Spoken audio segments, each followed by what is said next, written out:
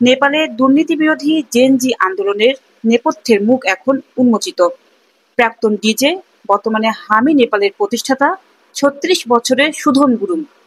এই আন্দোলনেই কেপি শর্মা ওলির সরকারের পতন ঘটে।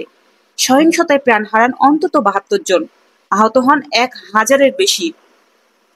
সামাজিক যোগাযোগ মাধ্যম ডিসকর্ড ও ইনস্টাগ্রামের মাধ্যমে গুরুংয়ের দল লাখো তরুণকে একত্র করে। ভিপিএন ব্যবহার করে পৌঁছে যায় নিষিদ্ধ প্ল্যাটফর্মেও।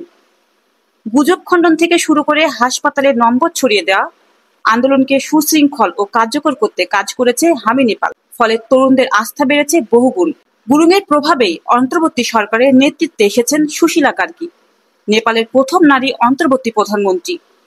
প্রাক্তন ডিজে গুরুং ২০১৫ সালের ভয়াবহ ভূমিকম্প ও করোনা মহামারীতেও স্বেচ্ছাসেবী হিসেবে কাজ করেছেন। আজ সেই অভিজ্ঞতা ও নেতৃত্বই তাকে দিয়েছে নতুন পরিচয়, এক বিপ্লবীর। নেপালের রাজনীতিতে নতুন যুগের সূচনা করেছে জেনজি আন্দোলন, আর এর নেপথ্যে দাঁড়িয়ে আছেন সুধন গুরুং, এক প্রাক্তন ডিজে, আজকের জনতার কণ্ঠস্বর।